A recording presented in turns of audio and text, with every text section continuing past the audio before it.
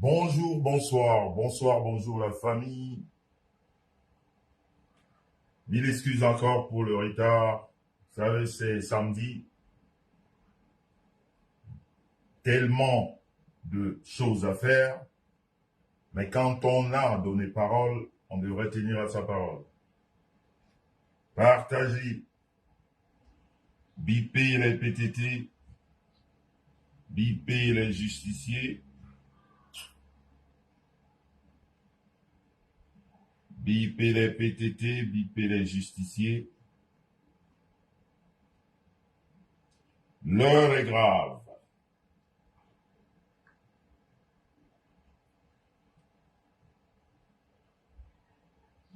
L'heure est très grave.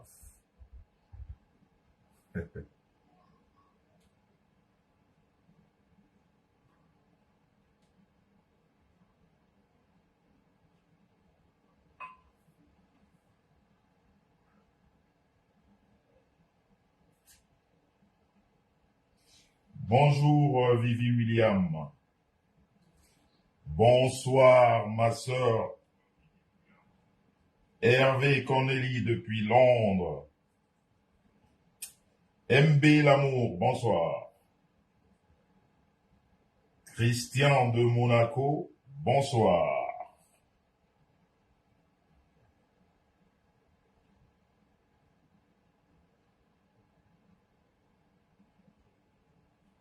Merci pour les likes, merci pour les cœurs, on en a besoin.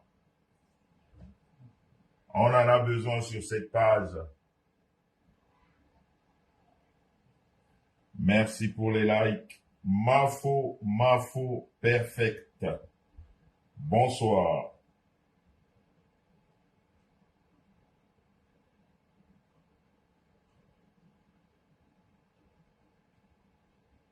Ah, MB Lamour, tu es jumelle aussi. Ben, bienvenue dans la famille. Hein. Ça fait plaisir de savoir que tu es aussi jumelle. J'adore toutes les jumelles, les jumeaux du monde. C'est une bénédiction. Thérèse Mungue, bonsoir. Tu es la première PTT que je remarque. Alors, s'il te plaît, envoie dans le forum. Envoie dans les forums PTT, s'il te plaît.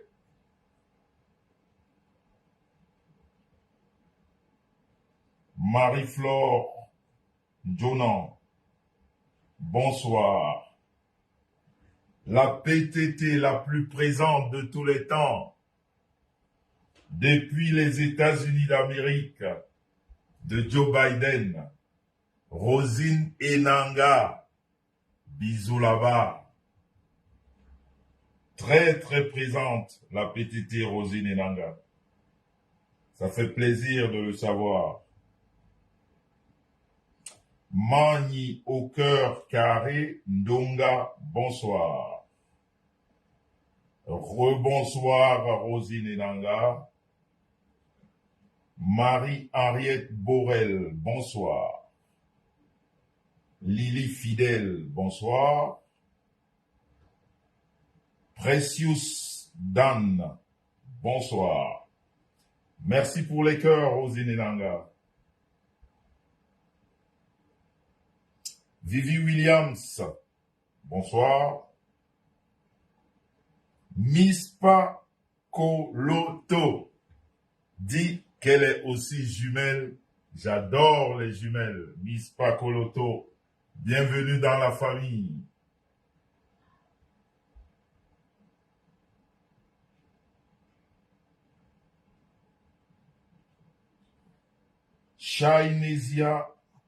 Shainesia Sui.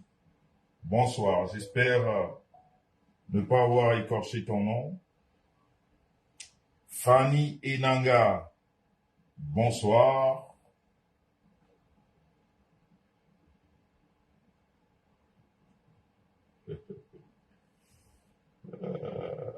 Mamie Japap.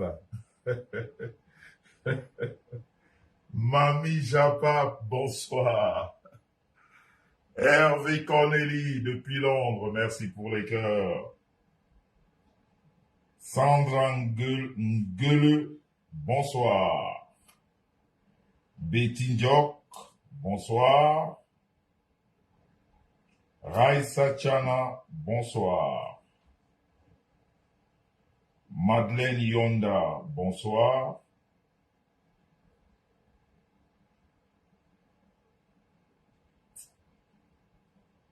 Rosette Bipoun, bonsoir.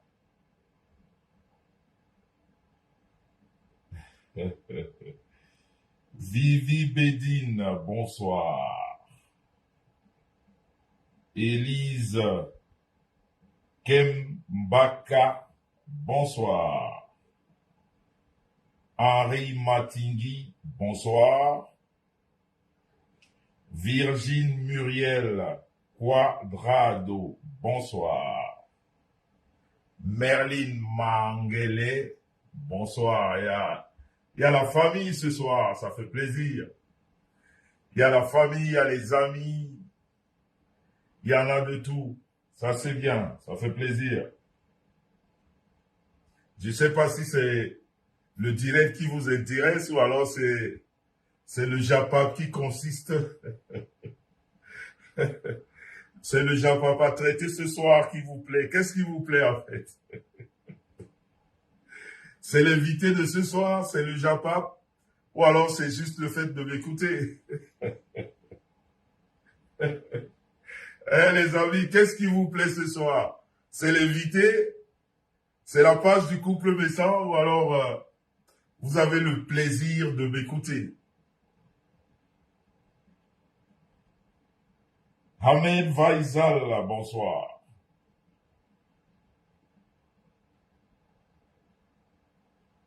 Ah, merci Rosine. Tu sais, on retient les restes, hein, comme disait l'autre.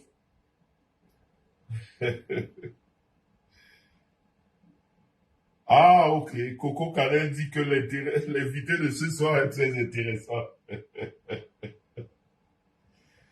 Fanny, c'est la justice. Mais ça vient, merci. Larissa Manon. Carla Tati Johnson dit c'est les deux. Vivi Williams dit que le Congo, ça ne laisse personne. Virginie Muriel dit que c'est le Japap. Et Mispa Koloto dit, tu nous intéresses, ça fait plaisir de savoir que je vous intéresse. Rosette Biboum, une appréciation très spéciale. C'est la tête de l'homme que j'aime voir, l'élégance des bicoques. Je te le concède. Raison, 300%. C'est de ça qu'il s'agit. Avant d'être Bassa, je suis un bon bicoque. Carla Tati Johnson, bonsoir. Anastasie la résurrection, ben merci, plaisir de me voir, parce que le français est soutenu, ça fait plaisir aussi. Merci. Tant qu'on peut éduquer, tant qu'on peut apporter quelque chose. Hervé Collet, il dit quoi? Hervé Collet, je crois que tu t'es trompé. Relis bien ce que tu as écrit là. La rose noire dit c'est le plaisir de m'écouter et l'inviter. Altini Diva, le goût de ça, le père si. Oh, merci. Aïssatou 6 Badiane.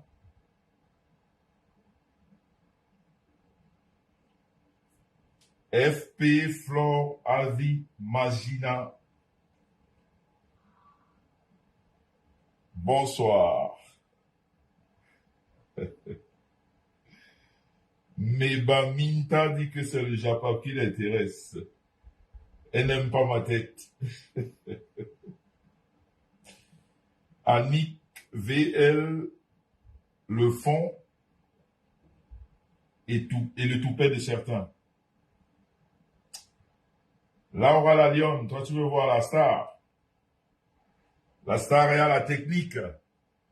Si la star n'est pas à la technique, on risque d'avoir des problèmes. Il faut bien tordre les têtes de ces personnes qui viennent nous distraire. Envoyez les cœurs, s'il vous plaît. Je vois plus de cœurs, je vois plus de likes. Merci Irène de me le préciser. Irène Kams. Je fais un coucou à toutes ces personnes qui sont à la Fédé, surtout les Waka. Je sais qu'il y a beaucoup de Waka sur la fenêtre. Je sais qu'il y a énormément de Waka qui guettent. Mais j'espère que ce soir, chacun aura sa dose. Quand on a décidé d'être Waka, ça veut dire qu'on a décidé d'assumer. Mettez vous-même aux fenêtres. Je vous vois. Et je vous fais un gros big up. Et ça fait plaisir de venir écouter ce qui va se passer ici ce soir.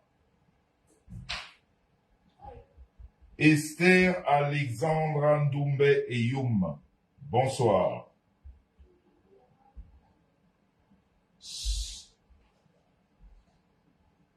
Noël Mozilla. Oh, Maya Meyera. Meyera Ngada. Ça fait plaisir d'entendre ça. Merci beaucoup. Merci beaucoup, Noël Mazila. Corolam, j'espère que tu as le plaisir d'être ici, parmi nous.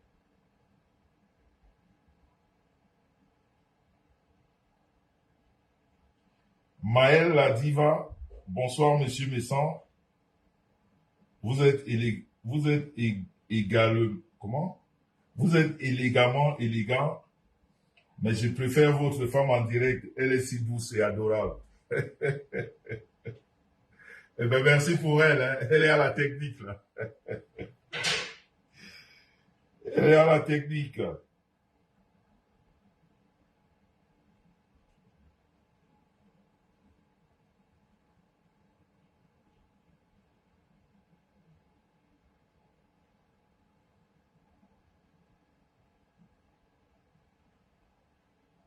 L'inflamme depuis Ezeka. Oh là là, ça fait plaisir.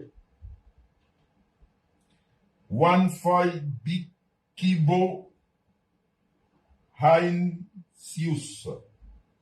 Watching from Amsterdam. Greeting Tanya, greeting to you too. One fire. Greeting to all my followers in Amsterdam. Catherine Géraldine, bonsoir. Tout à fait, Rosine Gall.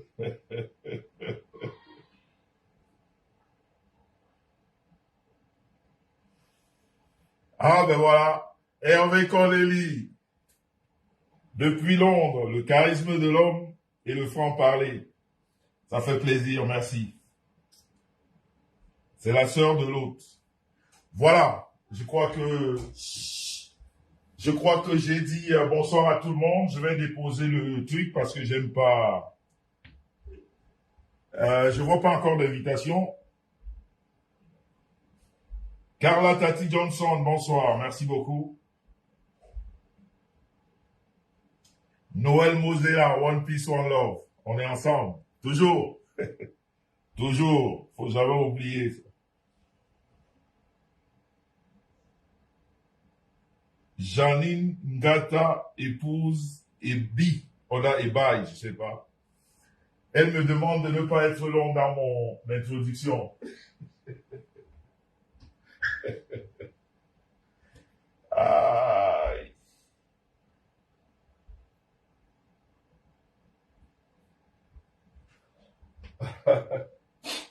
Sandra Galleux, tout à fait, c'est le légué de ça.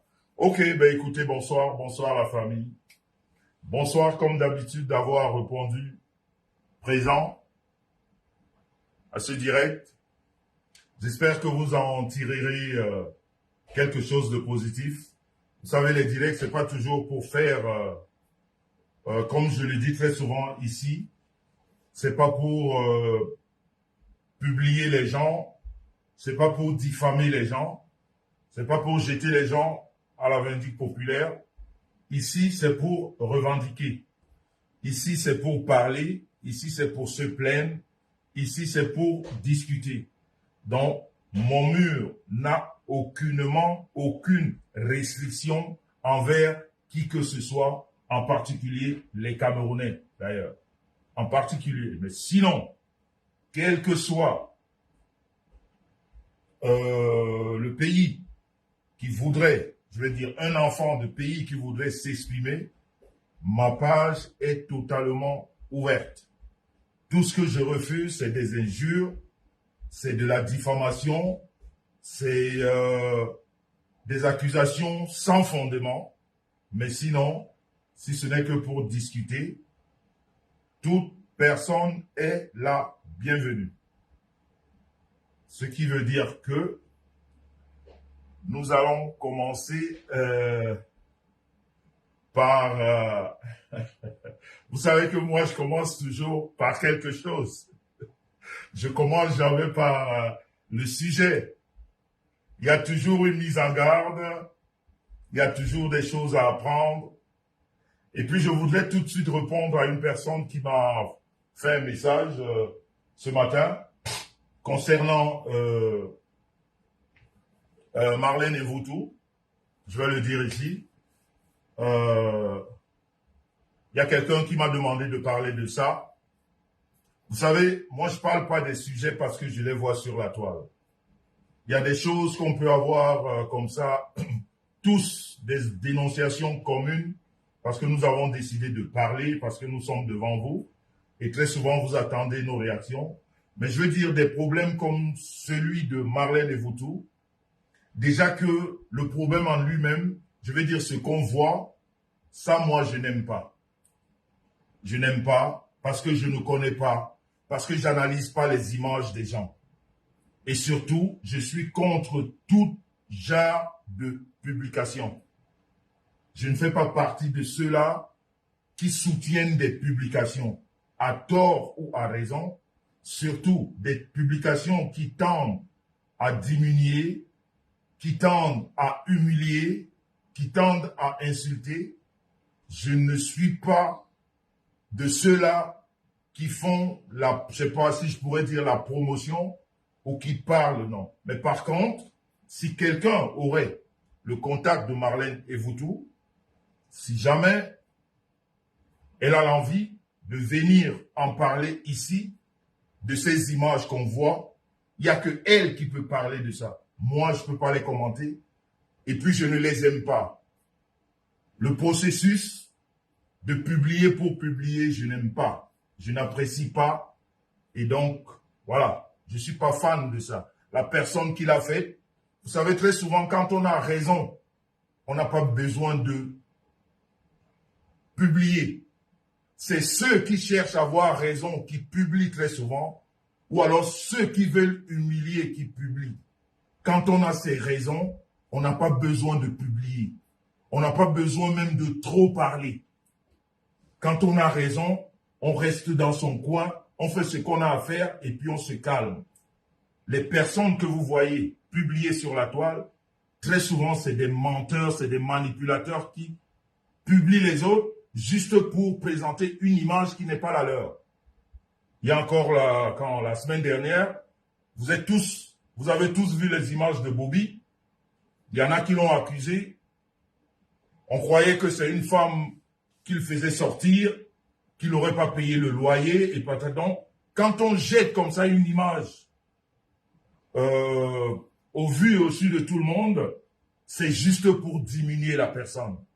Parce qu'on ne jette pas les bonnes images. Pourquoi quand cette femme a aménagé dans cette maison, on ne nous a pas fait les images? Alors moi, ce genre d'images, je ne les commente pas. Si jamais Marlène Evoutou me contacte, eh bien, on en parlera volontiers. Il n'y a que elle pour nous dire exactement ce qui s'est passé. Et si jamais elle le dit et que la partie adverse n'est pas d'accord de ce qu'elle dit, elle pourra aussi retorquer. Mais sinon, moi, ma culture ne me permet pas de commenter ce genre d'images. C'est des mauvaises images, c'est des images de manipulation, c'est des images des gens qui ne sont pas honnêtes. Voilà, c'est tout. En fait, ça, c'est ma façon de penser. Après, chacun peut penser comme il veut. Deuxième sujet, deuxième préoccupation de ce soir, je voudrais qu'on ait une pensée pour la maman de Fleur de Lille. Nous avons aussi vu des images, mais là, c'est elle-même qui les a publiées, c'est autre chose. Sa maman sortant de l'hôpital, et voilà, apparemment, elle aurait subi une opération qui s'est très bien passée, mais en ce moment, elle est en convalescence. Et vous avez remarqué que dans la semaine, j'ai fait un post. Donc, je crois que des images comme ça, on peut les soutenir. On peut les soutenir parce que déjà, c'est une maman, nous avons tous, pour ceux qui ont encore des mamans qui vivent, nous avons tous des mamans ou nous avons eu des mamans. Et nous savons qu'à un certain âge, nos parents souffrent de certaines maladies dites de vieillesse, hein, parce que quelquefois, c'est des maladies de vieillesse, mais il faut juste les accompagner, il faut les encadrer.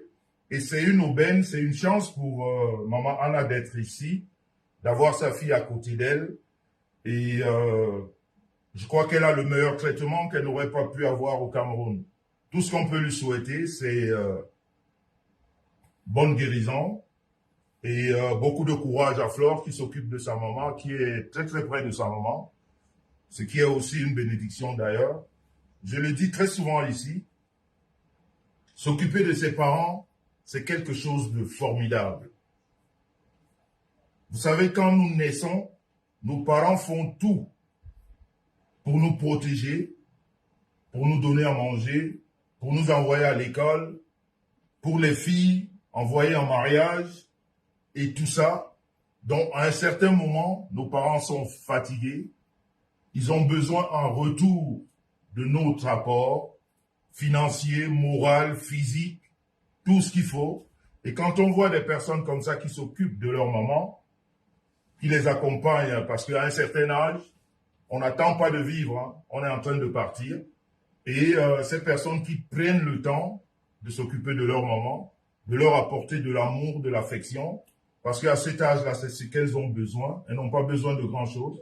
Elles ont besoin juste de cette affection, de cet amour, de cet accompagnement, d'être très souvent à leur côté et de partager ces moments avec elles. Ça leur suffit et puis elles peuvent vivre encore 10 ans plus, 20 ans, pourquoi pas.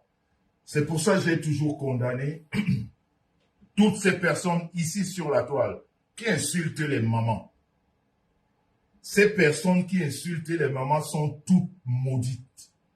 Tu ne peux pas insulter la maman de quelqu'un, surtout qui n'a aucun contact avec toi. Surtout, il y a des mamans pieuses. Il y a des mamans qui passent leur temps à prier. Elles ne savent rien d'autre que de prier. Prier pour leurs enfants, prier pour les amis, prier pour tout le monde.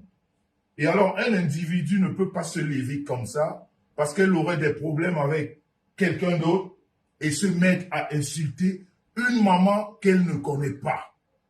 Ça, c'est une malédiction. Et je peux vous garantir que toutes les personnes qui le font, elles ne seront jamais épargnées, elles vont payer.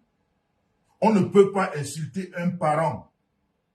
On ne peut pas, mettez ça dans la tête, on ne peut pas insulter un parent et s'en sortir. Non.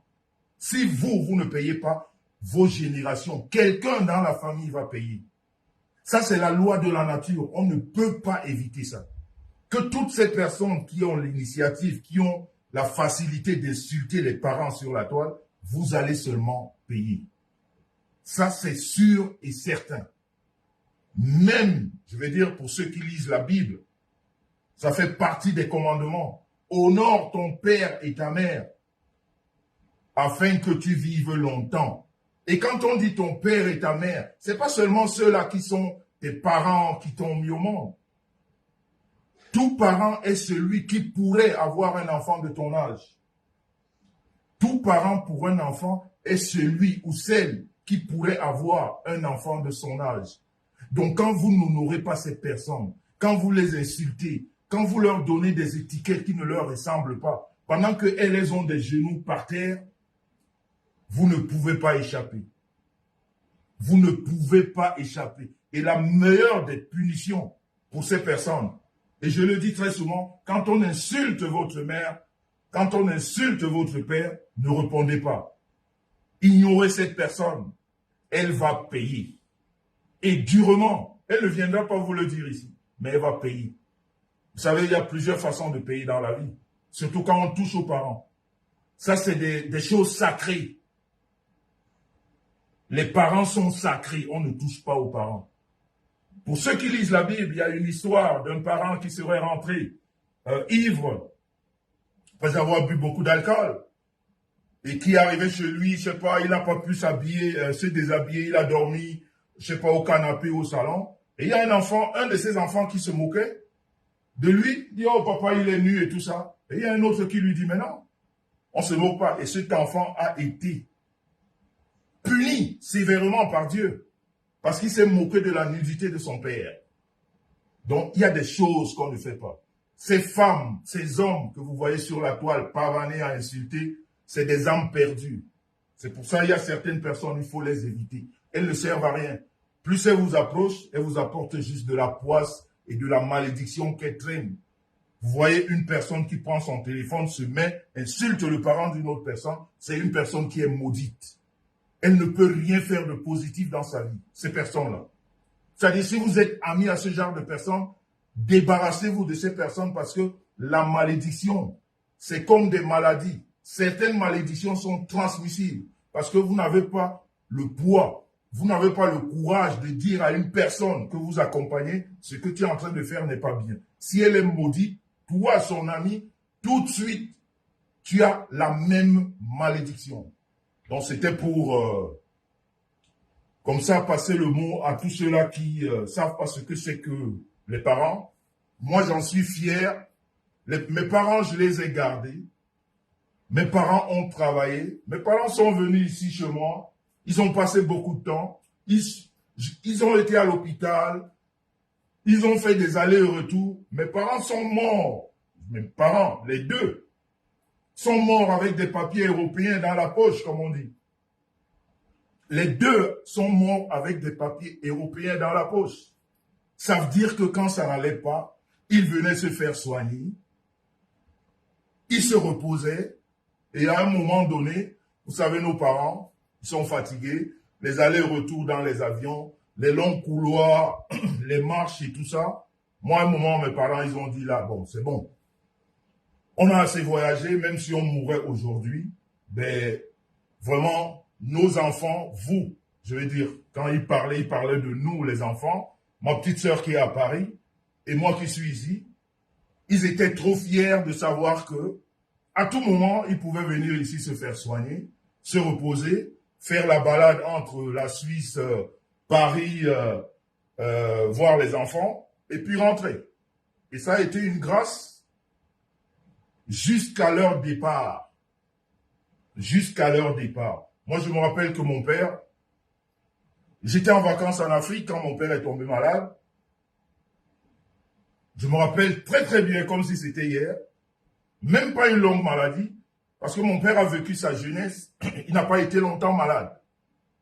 Alors il a été frappé comme ça par une maladie qui n'a même pas pris beaucoup de temps. Très souvent, je vais au Cameroun pour 2 semaines. Donc j'étais là, il est tombé malade. On l'a amené à l'hôpital. J'ai dû renvoyer mon voyage. Et la semaine d'après, je lui ai demandé si ça allait. Il fallait qu'on le sorte de l'hôpital. Le médecin a dit non, ça va, mais qu'il continue à se reposer. Je suis allé vers lui, je me rappelle encore très bien, c'était un jeudi. Je voyageais le vendredi soir. Je lui ai demandé est-ce que ça allait, je pouvais partir. Il m'a dit, vous avez fait tout ce qu'il y a lieu de faire. Et puis je me sens mieux, tu peux partir. Il était toujours en clinique, hospitalisé. Et J'ai pris mon avion le vendredi soir. J'ai été vendredi matin lui dire au revoir et tout. Comme d'habitude, le parent, moi mes parents, c'est une habitude. Quand je vais au Cameroun, avant de rentrer, j'ai toujours une bénédiction spéciale de mes parents. Soit ça se passe au village, soit ça se passe à la maison quand on se dit au revoir. Toujours une bénédiction spéciale. Et c'est la même chose qu'il a fait à l'hôpital. Je l'ai vu jeudi. Vendredi matin même, je l'ai vu. Je suis parti. Je suis arrivé samedi matin. La première des choses, c'était d'appeler. J'ai appelé. On m'a dit qu'il était toujours à l'hôpital. J'ai parlé avec lui. Et le dimanche soir, on m'appelle pour me dire qu'il est mort. Vous voyez le choc? Ça faisait 2 jours qu'on s'était séparés. On a parlé samedi. Samedi matin, quand je suis arrivé, il m'a dit ça allait bien. Et puis dimanche, il est parti. Mais vous voyez que quand vous perdez même un parent comme ça, mon papa avait un certain âge. Donc, de toute façon, à cet âge-là, on n'attend plus grand-chose des parents. On essaye de faire ce qu'on peut, mais on sait quand même que là, ils sont à la fin. Mon papa est mort à plus de 80 ans. Et vous savez, nos parents, ils sont tous nés verts. Donc, quand on dit même né vert, peut-être qu'il est mort à 90 ans. On ne sait pas. Donc, ça fait que le dimanche, c'est vrai que ça fait mal, mais après, qu'est-ce qu'on fait? La vie continue, on vit avec, et puis, voilà. Donc, on a fait, mais juste le fait de savoir que ton père ou ta mère est parti avec une idée positive de toi, en connexion avec toi. C'est très important. Ton père part ou ta mère, mais en très bonne connexion. Parce que tous ces enfants qui ont des palabres avec leurs parents, je ne parlerai plus à mon père, je ne parlerai plus à ma mère, c'est une malédiction. Il n'y a rien de plus grand qu'un père ou une mère. Quel que soit ce qu'il vous fait, vous devez rentrer vers lui et vous excuser et puis de parler. Parce que la bénédiction, il n'y a que ton père ou ta mère qui peut te la donner. Les parents, de circonstances qu'on peut avoir, c'est autre chose. Ils ne peuvent pas, je vais dire ses parents, vous apporter ce que vos parents peuvent vous apporter. C'est faux. Si quelqu'un vous dit ça, c'est faux. Et tout enfant qui se sépare de son père ou de sa mère en mauvaise situation, la situation où ils ne discutent pas, ils sont fâchés, c'est un tort. Ça peut vous créer préjudice dans la vie. Juste ce truc-là, de ne pas savoir aller vers ses parents et d'instaurer le dialogue, peut-être qu'il n'y avait pas eu lieu, c'est un tort et ça retombe sur vous, les enfants. Ça tombe sur les arrière-petits-enfants. Donc moi, c'était une fierté. C'était très dur. Mais après, il faut le gérer. Après, il faut le gérer. Ma maman, c'était pareil. C'était pareil. Vous avez tous vu la fête qu'on a organisée pour elle. Toute la famille a organisé une fête de vie. On appelle ça à l'église fêter la vie d'une personne qui a un certain âge. Et ma maman aussi, quand on va regarder sur ses papiers, elle est morte à plus de 80 ans. On imagine qu'elle avait plus. Vous avez certainement vu cette fête. On était à l'église, on a fait la fête à l'église, on a fait la fête à la maison. Une fête, on appelle une fête de vie. Fêter la vie. Parce qu'elle a eu plus de 80 ans. Voilà. Et 1 an après, ma maman tombe malade. On essaye de faire ce qu'il y a lieu de faire. On lui demande même si on peut la faire monter ici. Elle a dit non, elle ne veut pas. Elle ne voulait pas monter. Donc voilà, au Cameroun, on a fait ce qu'on pouvait faire. Et à un moment donné, vous savez, il y a encore certains médecins, je vais dire, qui travaillent avec le cœur. Bon, c'est vrai que c'est pas l'hôpital La Quintini, parce qu'apparemment là-bas, les gens ne sont pas très professionnels. Là, c'est en clinique. Donc, à un moment donné, le médecin qui la suivait nous a dit, on a fait ce qu'on avait à faire, on ne va pas vous mentir, on ne va pas vous laisser dépenser encore de l'argent. Votre maman ne peut plus revenir. Donc ça ne sert à rien de la garder ici. Tout ce qu'on peut faire, c'est de la ramener à la maison et on va vous envoyer tous les jours une infirmière qui va, comment ça, ils ont un terme technique là, voilà, qui va lui faire ce qu'on appelle l'accompagner, voilà. Donc, on a ramené ma maman à la maison. On a continué les soins à la maison. En fait, ce n'était plus les soins parce que le médecin nous a dit, un jour ou l'autre, elle va lâcher. On ne peut plus faire grand-chose. Et on était tous connectés. Ma maman et mon papa ont laissé 55 petits enfants. Ça veut dire que j'ai 55 bonhommes et femmes qui m'appellent tonton. 55. 9 enfants, dont je suis l'avant-dernier, que mes parents ont laissé. J'ai perdu 2 sœurs entre-temps. Donc, ils ont laissé 55. Et ceux qui ont connu ma maman, elle a passé tout son temps à prier. Elle ne savait rien faire d'autre que de prier. Ceux qui l'ont connue, ses genoux noirs. Elle ne faisait que prier. C'est-à-dire, même en grandissant, tu te réveilles à 5 heures, tu dois prier. Avant de manger, tu dois prier. Avant de dormir, tu dois prier. Et cette onction-là, elle a passé ça à toutes mes sœurs. Parce qu'aujourd'hui, toutes mes sœurs sont des grandes religieuses. Je dis bien toutes, il n'y a pas une seule.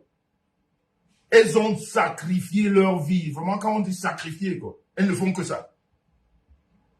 Elles ne font que ça. Et même dans son lit, à la maison, elle leur disait, ce que je vous laisse, c'est la prière. Il n'y a rien de plus important que la prière. Ma maman n'a connu qu'un seul homme dans sa vie. C'est mon père qui l'a déviergé. Vous voyez des femmes comme ça? Je ne sais pas s'il en existe encore. C'est mon papa qui l'a déviergé et elle n'a plus jamais connu un autre homme dans sa vie. Plus jamais. Quelle que soit la souffrance qu'elle a vécue dans le mariage, parce que nous savons comment nos parents ont fonctionné à l'époque, elle est restée là. Elle a élevé ses 9 enfants et à la fin, elle a eu 55 petits-fils et petites-filles. Vous m'avez vu à Lille la semaine dernière. J'étais à Lille pour le baptême de la fille de mon neveu. Je ne sais pas si vous avez vu toutes ces personnes. Les jeunes hommes, je vous ai présenté là. Je vous disais bientôt, je vais former une équipe. C'est tous mes neveux. Tous m'appellent tonton. Donc c'est l'un d'eux. On est parti pour un baptême. Alors quand vous trouvez une femme et un homme qui travaillent comme ça, ils ont travaillé que dans la prière.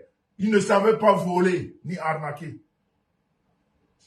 Même les derniers jours, couchés dans son lit, on savait qu'elle allait partir. Tous les matins, pendant la maladie de ma maman à la maison, parce que quand on la sort de l'hôpital, elle fait encore un mois à la maison. Pendant sa maladie, on fête son anniversaire.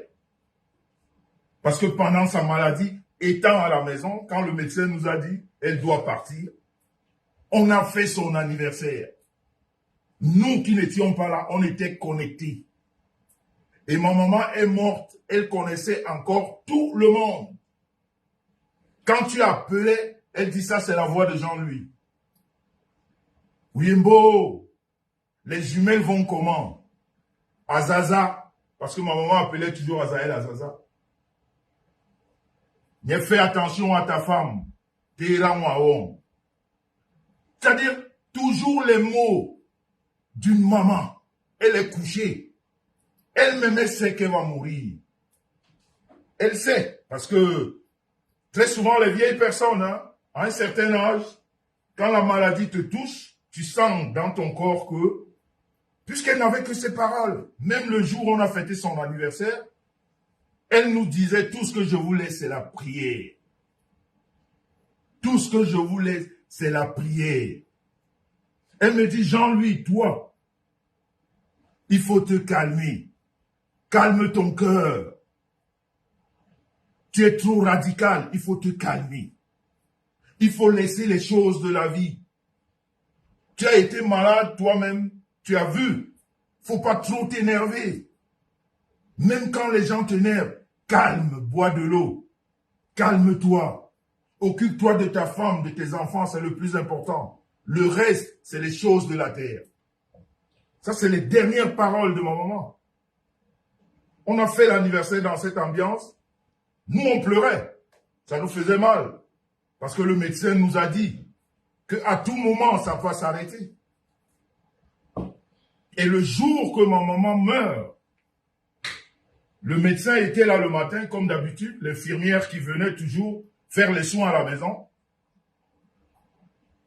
L'infirmière a dit à mes sœurs et nièces et neveux qui étaient là ce jour-là, elle dit non, là, elle va mourir. L'infirmière dit, tout ce que je vois, les paramètres et tout, cette journée, elle ne va pas se passer. Elle ne peut pas passer cette journée. Elle nous l'a dit. Ma maman est morte comme une princesse, comme une reine, entourée de tous ses enfants, de tous les petits-enfants qui étaient en Afrique. Et nous autres qui étions ici, on était connectés. On était tous en direct, caméra, vidéo, WhatsApp direct. On était en direct. Quand l'infirmière annonce ça à ma soeur, à mes soeurs qui étaient là, la première des choses, c'était de nous appeler, nous qui étions loin. Et je peux vous dire que c'est un moment, son papa ou sa maman peut être vieille, on peut même vous avoir annoncé qu'elle va mourir, mais quand vous la voyez mourir, ça fait très mal. Ça, c'est des situations que je ne conseillerais pas, mais c'est aussi bien en même temps, parce que quand on sait qu'elle va partir, il faut souffrir de le vivre. J'étais au travail, je me suis arrêté de travailler. L'infirmière nous a annoncé ça vers 11 h, qu'elle ne finira pas cette journée. Ma maman est morte vers 17 h. L'infirmière était là. On a vu les petits-enfants, mes frères et sœurs. On a vu notre maman partir minute by minute. Et en parlant, elle n'est pas morte comme le style, non. Elle parlait et la voix partait. Et tu la voyais dans les vapes. Elle commençait à dire des choses qu'on ne comprenait plus. Elle parlait à tort et à travers. Elle disait des choses bizarres. Et c'est comme ça qu'elle est morte. C'est-à-dire dans un silence, dans une aisance, dans une tranquillité. C'était très dur à voir, mais c'était aussi une expérience. Et elle a béni tous ses enfants, tous ses petits-enfants, tous ceux qui étaient autour. Alors quand vous perdez vos parents comme ça, dans cette connexion, qu'est-ce qui peut vous faire peur? Qu'est-ce qui peut ébranler votre vie? C'est-à-dire, la pire des choses dans la vie, c'est de perdre son père ou sa mère. Je ne parle même pas des enfants. Et quand on vit cette séparation, c'est-à-dire même si vous ne voulez pas grandir, vous avez grandi. Quand vous avez vécu ça en direct, elle est partie. J'ai vu, l'infirmière a pris le pagne, on a attaché pour fermer la bouche. Elle est restée là pendant au moins 3 ou 4 heures. Le médecin légiste est venu sur place constater le décès. Vers, je crois, 21 h ou 22 h, qu'on a amené la voiture, la porter pour l'amener à la mort. Et on a vécu tout ça. Alors quand vous voyez quelqu'un de perdu qui se lève, tu insultes une mère, tu es perdu. Ta vie ne sert plus à rien, tu es perdu. Tu peux être sûr que tu es perdu. Donc, je voulais dire à tout cela, j'ai raconté cette histoire parce que j'ai vu les images de la maman de Flore, surtout qu'elle était dans un, je sais pas si c'est le brancard ou je sais pas sur quoi elle était. J'ai revu les images de ma maman, j'ai vu, voilà, ces derniers jours.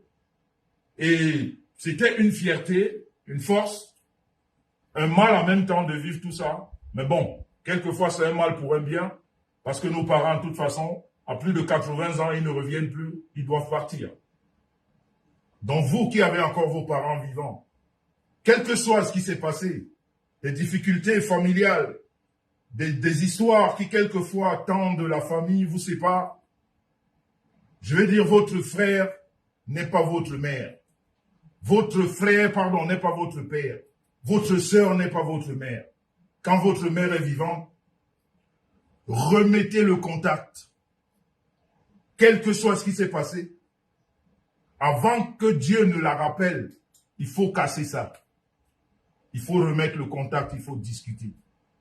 Donc, je voulais raconter cette histoire pour toutes ces personnes qui ont encore leur mère en vie et qui, quelquefois, se séparent pour des broutilles. Il faut éviter ça. La vraie bénédiction ne vient que des parents. Celle des autres peut, je ne sais pas si ça peut jouer, mais moi, je suis sûr que la bénédiction ou la malédiction de quelqu'un ne peut rien me faire. C'est pour ça que je vous dis très souvent, je n'attends même pas qu'on me dise tu as bien fait ou tu as mal fait. Parce que mes parents m'ont dit que tu as bien fait. Maintenant, s'il y a quelqu'un d'autre qui me le dit, tant mieux. Mais je n'attends pas que les autres, mes parents, me l'ont dit. Ça me suffit. Ils sont partis avec cette image et c'est très important pour moi. Donc, franchement, remettez contact avec vos parents. Ne faites jamais le bras de fer avec un parent. Vous le faites à tort. Vous allez le payer. Vous allez le regretter et vous allez le pleurer toute votre vie quand ils ne seront plus là. Parce que vous allez vous rendre compte que vous avez fait une erreur fatale. C'est des erreurs qu'on ne répare pas. On ne les répare pas. Quand c'est fait, tu vas assumer toute ta vie. Tes enfants vont assumer et peut-être même les arrière-enfants de tes enfants. Tout ce monde va assumer parce que tu as désobéi, parce que tu as négligé, parce que ta mère t'a une fois énervé, on t'a dit qu'elle est malade, tu as dit je m'en fous, je m'occupe pas d'elle, voilà, ou ton père, et puis elle en est morte, et puis elle est partie avec cette mauvaise idée de toi, et tu ne peux pas vivre heureux ou heureuse dans ta vie. C'est pas possible. Donc voilà, beaucoup de courage à Flore Magina Kenkam et à toutes ces personnes qui passent des moments difficiles avec leurs parents. C'est très souvent le chemin de tous. Il faut juste savoir gérer et savoir que de toute façon, la vie doit continuer. Voilà. Sur ce, la famille, je ne sais pas déjà combien de temps j'ai fait là. Je ne sais pas combien de temps j'ai déjà fait là. Je crois que c'est aussi... c'était une bonne histoire pour vous. C'est important. Et puis la deuxième histoire, ce que je voudrais signifier, ça fait 1 heure. Voilà, ça fait exactement 1 heure. Je vais juste vous dire ceci. Vous avez remarqué tout au long de la semaine, j'ai même fait une publication dessus, par rapport à la, comment on appelle, par rapport à l'arrivée du corps de Mathilde Brun, ou Brune, je sais pas quoi. Vous avez vu sur la toile, Mathilde Brune doit être, je vais dire, le corps de Mathilde Brune doit être rapatrié en France. Comme je l'ai toujours dit, quand je m'engage dans un problème, très souvent, je ne m'engage pas parce que j'ai besoin d'une certaine respectabilité ou de certains éloges. Ou non, je m'engage dans des, comment dire, pour des causes nobles. Je m'engage pour des causes nobles. Et pour moi, ça, c'était une cause noble. Non seulement que cette femme puisse être enterrée avec tout ce qu'il faut. Vous avez vu les attaques dont son fils a subi. ce qui est impardonnable, parce qu'en plus, c'est des soi-disant mamans qui ont aussi des enfants. Donc, il faut féliciter ici le travail de 2 personnes, à moins que j'en ignore d'autres, mais celles que je connais, même 3 personnes. Aurore Angoula, Michel Essomba, je ne sais pas comment elles ont fait, mais elles se sont battues, elles se sont débattues même pour que le corps de cette femme puisse être rapatrié. Ça fait mal de savoir que une famille et une grande famille délaisse comme ça une personne qui était chère, qui apportait beaucoup d'aide à cette famille de son vivant, et qu'une famille, pour des petites discussions banales, rejette le corps de l'un de ses enfants, même l'un des piliers de la famille. C'est difficile à croire, mais il fallait qu'on le vive aussi, et je l'ai vécu, et je le vis même, je le vois. Michel Essomba, Aurore Angoula, elles se sont battues. Je vous dis encore, moi vous savez, dans ce groupe, je vais vous dire la vérité, je suis juste celui qui parle. Je ne suis pas dans les décisions. Moi, on me dit ce que j'ai à dire. Il y a même un groupe WhatsApp qu'elles ont formé. Je n'y suis pas. Moi, tout ce qui m'intéresse, c'est la personne, c'est le deuil, le décès. Le reste des choses, si je vous dis que j'ai la profondeur, c'est-à-dire c'est quand on m'explique, c'est quand quelque chose se passe, que soit Michel, soit Aurore viennent m'expliquer. Mais sinon, dans leur groupe, les décisions qui se prennent là-bas, je ne les connais pas. Mais ce que je sais, c'est que ces filles se sont battues.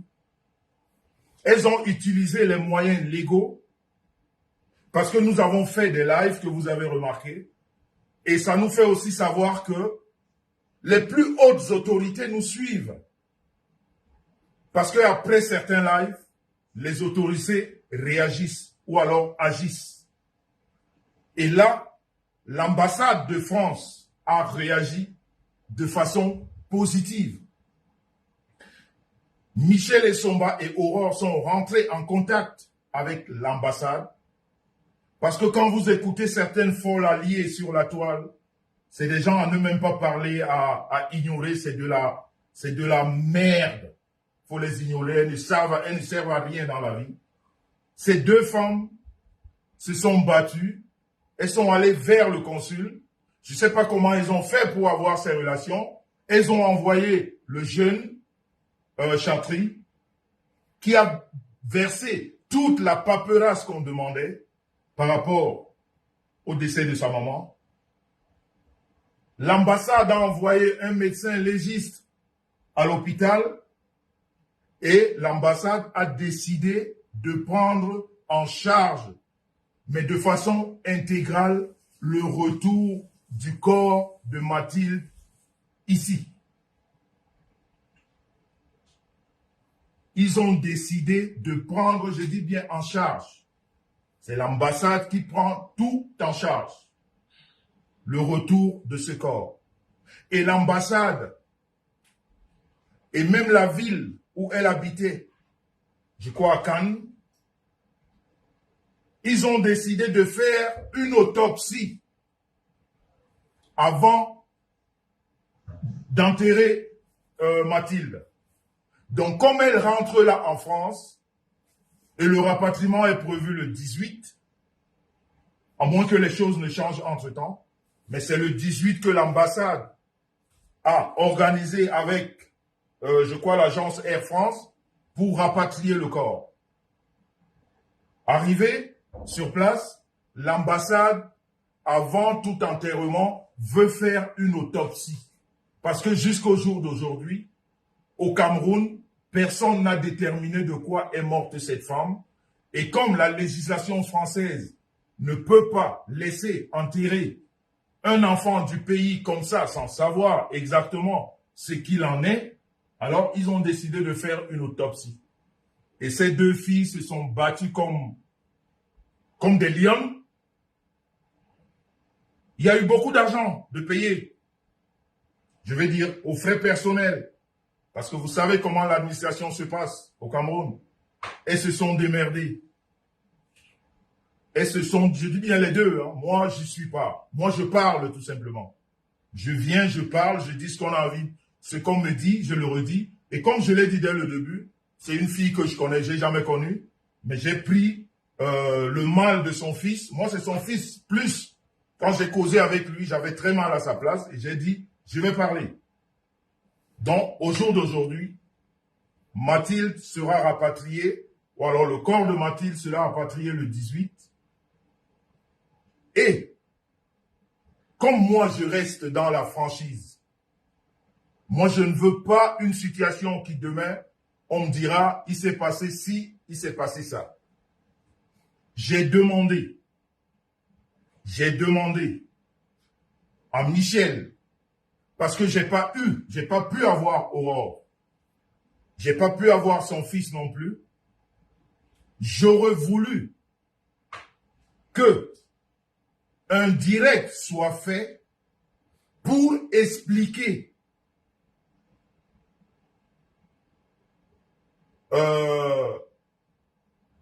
pour donner des explications par rapport à l'argent. Parce que c'est des gens qui ont décidé de donner leur argent. Et quand les gens donnent de l'argent, le devoir que nous avons, moral, c'est de leur dire exactement où on en est. Vous avez remarqué que ça va faire 3 semaines bientôt. On n'en parle pas. Et moi, je me suis plaint. J'ai dit, il faut qu'on vienne parler de l'argent. Il faut qu'on explique à ces personnes qui ont donné de l'argent, c'est quoi la suite? Parce que quand je donne de l'argent pour un décès, pour un deuil, je voudrais bien qu'on me mette au courant de ce qui se passe parce que j'ai donné mon argent. Et j'ai demandé que cela soit fait comme on l'a fait quand on voulait de l'argent. On est venu parler. On a exposé certaines situations. Ça a plu. Les gens ont été touchés. Ils ont cotisé. Et moi, j'ai demandé qu'avant toute poursuite des obsèques en France, qu'on s'asseye, qu'on donne aux détails près qu'est-ce que l'argent, puisque au jour d'aujourd'hui, nous savons que la France s'occupe du rapatriement. L'argent que nous avons cotisé est là. C'est ce que Michel me dit, c'est ce que Aurore me dit, parce que c'est les deux qui gèrent tout ça. Mais n'empêche, je leur ai dit, il faut, en fait, je lui ai dit, je n'ai pas parlé avec Aurore, il ne faut pas que je fasse l'amalgame. J'ai parlé avec Michel. Il faut qu'on fasse un direct, qu'on explique à ces personnes.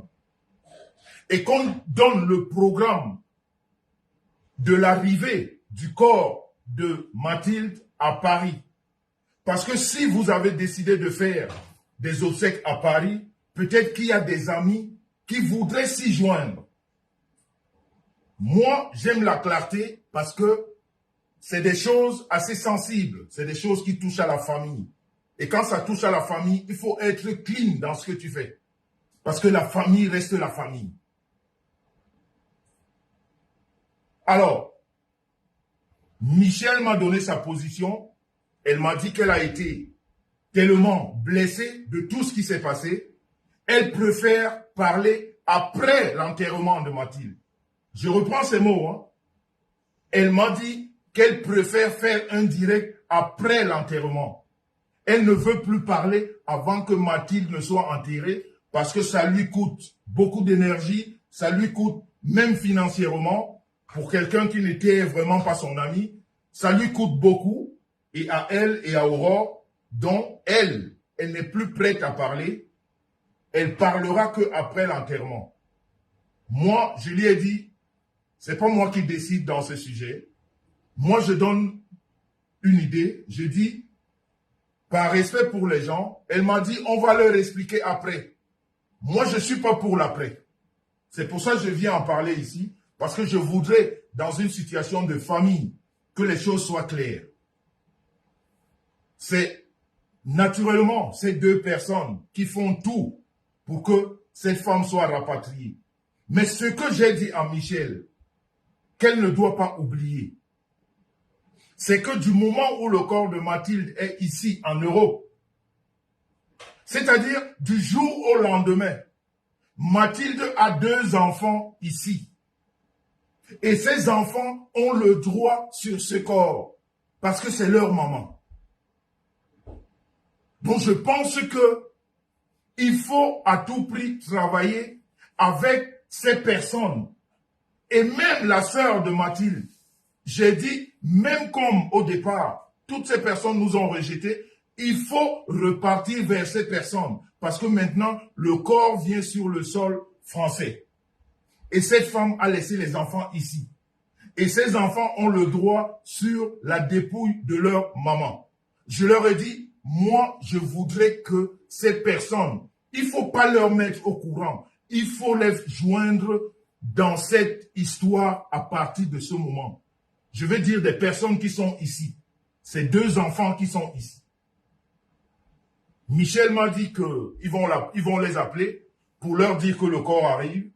Et c'est donc que quand le corps arrive ici, qu'on verra exactement ce qui va se passer. Moi, comme je suis quelqu'un qui essaye d'anticiper, moi, je leur ai dit que je ne sais pas, mais puisque cette situation a commencé mal avec la famille d'ici, qui est en Europe, dont la sœur de Mathilde, qui est plus en contact avec ses enfants qui sont ici, parce qu'il y a des détails qui sont importants.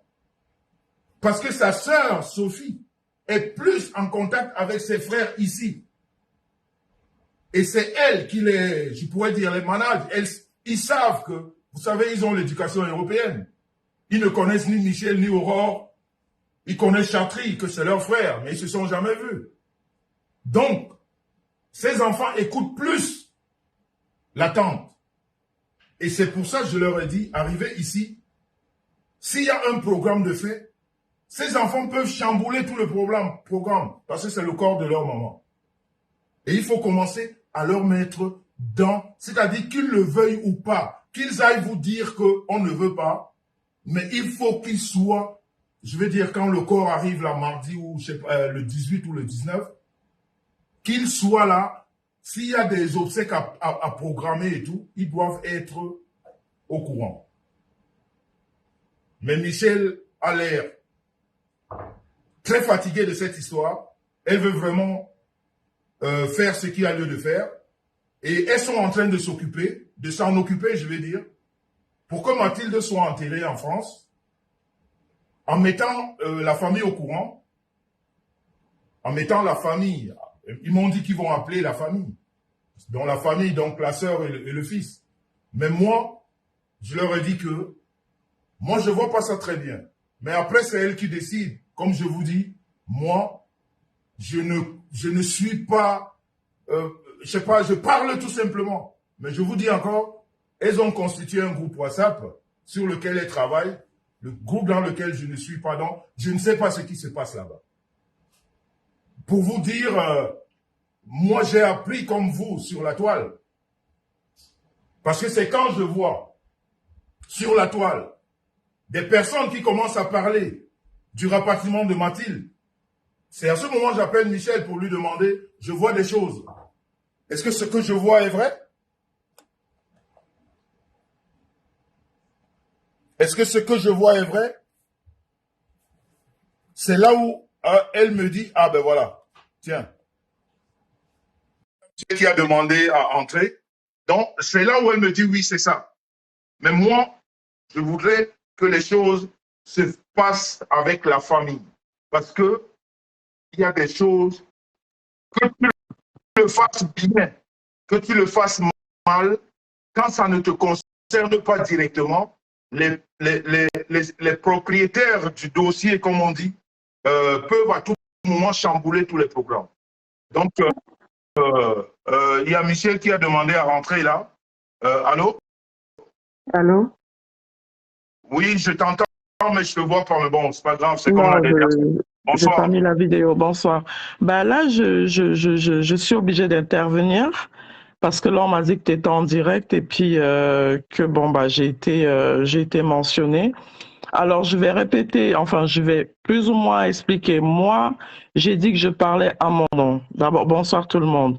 J'ai dit que je parlais tout simplement à mon nom, que moi, je ne ferai pas le direct comme tu l'as demandé qu'on fasse un direct demain. J'ai dit, voilà, moi, je ferai pas de direct pour le moment, tant que Mathilde n'est pas sur le territoire français. Tout simplement parce que là, je pense qu'on en a déjà assez fait. On ne doit pas envahir la famille. Maintenant, la famille a tous les documents à leur possession. Donc, Chatry a tous les documents nécessaires. On ne s'est jamais approprié et on ne va jamais s'approprier le corps de Mathilde. Que ce soit clair. Et quand je dis que non, moi, je ne ferai pas de direct demain pour parler de Mathilde, c'est parce que je pense que je suis arrivée au bout de ce que j'estimais pouvoir faire en accompagnant le fils de Mathilde qui est Chatry. Voilà.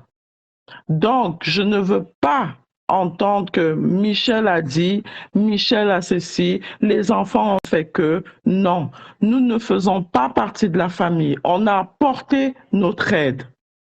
Point barre. On a apporté notre aide, notre soutien. Maintenant, en ce qui concerne le PayPal, qui était à 1 800 €, 1 830 exactement, le PayPal n'a pas bougé. L'Orange Money au Cameroun qui est entre les mains de Chatry, pareil. Et c'est écrit, hein, par message, je t'ai dit, le moment venu, on fera les comptes et tout sera expliqué avec les captures d'écran à l'appui pour voir de telle date à telle date quel montant il y avait dans le PayPal, ceci, cela. Maintenant, l'ambassade a décidé, a pris en charge le rapatriement parce que voilà, elle est française. Dieu merci, on a eu toutes les autorisations possibles. Aurore a bataillé parce que c'était pas gagné d'avance. Aurore a bataillé. On a fait du mieux qu'on pouvait avec le minimum d'informations qu'on avait. On n'avait rien. La sœur de Mathilde, elle ne nous a rien donné. On s'est appuyé sur Chatry qui regardait sur le téléphone de sa mère. On a passé des coups de fil non-stop. Voilà. Et ce n'était pas à nous de faire ces démarches-là. Alors c'est bien beau au jour d'aujourd'hui de dire oui, sa famille est là. Cette famille n'a jamais voulu nous donner que ce soit un simple renseignement. Tout ce qu'on a fait depuis le 13 février, depuis le 14 février exactement, on s'est débrouillé, on a passé des coups de fil, on a essayé d'avoir des renseignements. Parfois, c'était des renseignements qui n'étaient pas du tout ça. Voilà, donc à partir de maintenant où voilà, le corps sera rapatrié, on va aller jusqu'au bout. Nous sommes toujours en retrait et c'est Chatry qui décide de la suite. C'est Chatry qui va appeler sa tante, c'est Chatry qui va appeler son frère, c'est Chatry qui va appeler sa sœur. Nous, on s'arrête à ce niveau-là.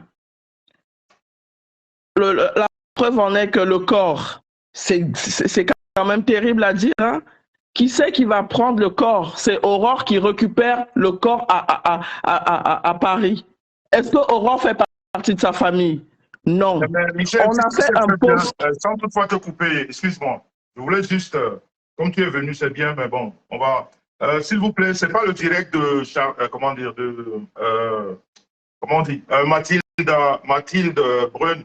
Non, mais tu as abordé ce sujet-là, donc il faut éclairer. Moi, je ne voulais pas faire de direct. C'est pas à toi que je parle, c'est à ceux qui sont en train d'écrire. C'est juste pour leur dire, c'est pas, mais c'est un sujet aussi important et c'est un sujet qui fait partie des sujets que nous traitons ici sur ce mur. Donc, Papy de Longchamp, c'est pour tout à l'heure, ne vous en faites pas. Donc, moi, je tiens juste à éclaircir un truc. Je t'ai coupé justement pour te dire ceci. Et ce que je t'ai dit en off, et je te le répète, dès que le corps de Mathilde Brune est ici, comme je te l'ai dit, elle a 2 enfants ici qui ont le droit absolu, comme le grand frère. Et je t'ai répondu quoi? Je t'ai répondu quoi? C'est clair. Voilà, je t'ai dit, voilà, sa famille sera au courant. Et là où, ça d'office. Justement, voilà. Et là où il y a un X, c'est quoi? C'est que vous n'êtes pas directement lié à ses enfants. Donc, vous ne savez pas exactement ce qu'ils pensent. Mais attendez, non, on va pas jouer à ça. Non, on va pas jouer à ça. N'essayons pas de jouer avec les mots. Avec tout le respect que je te dois, mais ça, on va pas jouer avec les mots. Depuis le début, on est sur la même lignée dans le but où on laisse la famille décider. C'est pas ni moi, ni Aurore qui décidons. Ça, que ce soit clair. Chatri, c'est le frère, Chatri, c'est le fils. Chatri, elle doit être en contact avec sa famille. C'est Chatri qui prend toutes les décisions. Nous, on ne fait que l'accompagner. D'accord? Que ce soit clair. Maintenant, on a appelé le fils qui est ici, il ne répond jamais au téléphone. Donc, nous, ce qu'on a dit, c'est que quand le corps sera là, les autorités vont le joindre. On ne peut pas faire plus que ça. On ne va pas forcer un enfant à parler à des inconnus. N'oublions pas que ce sont des enfants qui sont nés ici, qui ont grandi ici. Ils ont une autre mentalité. Ici, on t'apprend, dès ton plus bas âge, ne parle pas aux inconnus. Alors, c'est pas à nous d'appeler la famille.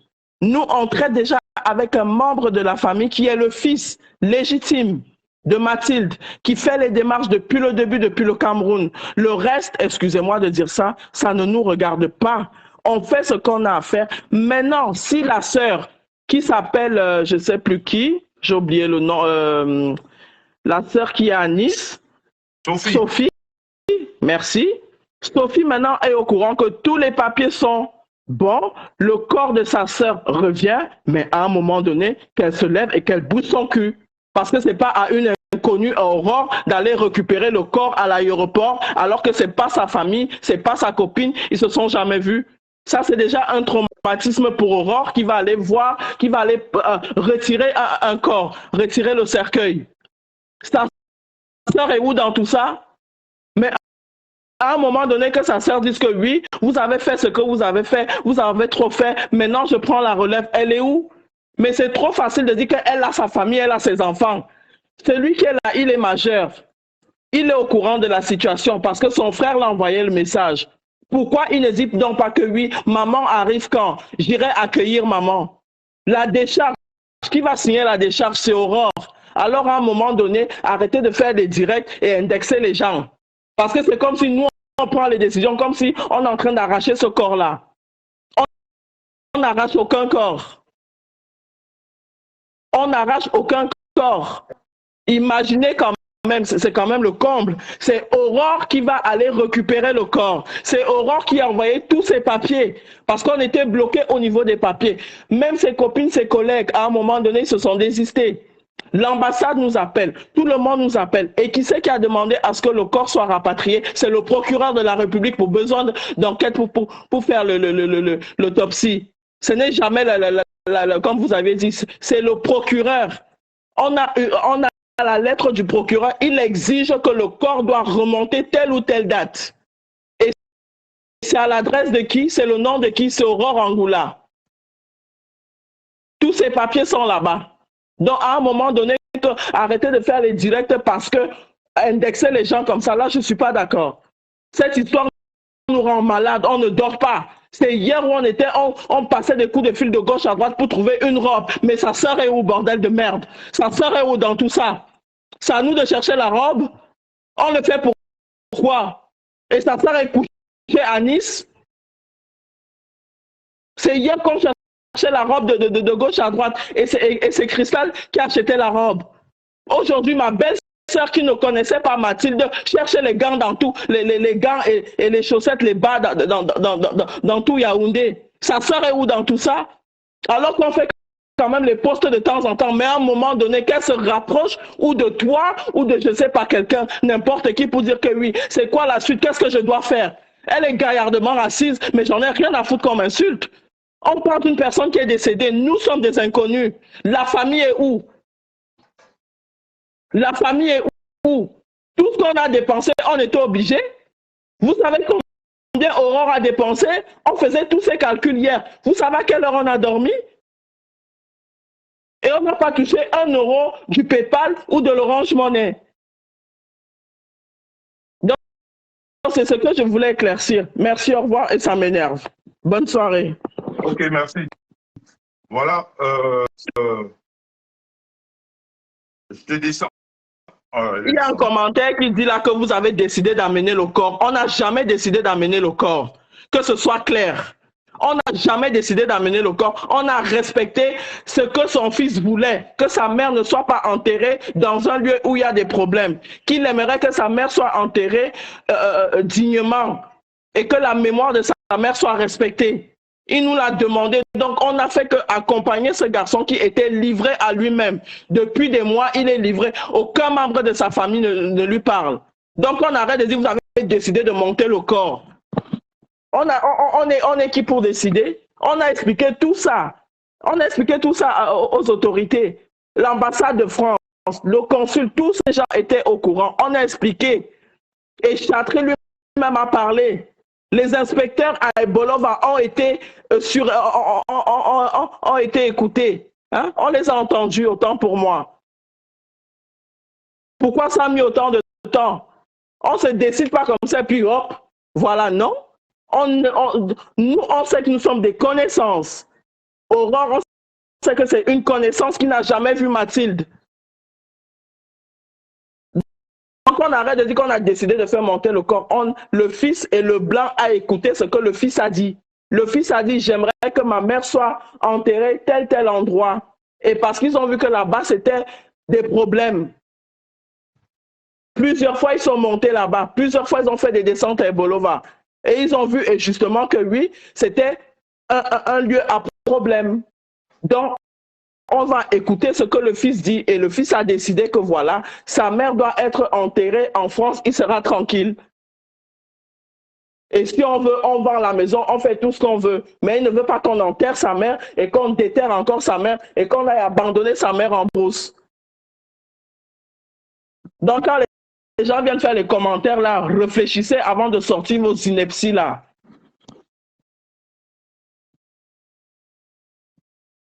Merci, au revoir. Ok. Bon, voilà. Je te descends ou tu descends toi-même? Ah, voilà. Donc, vous avez écouté Michel.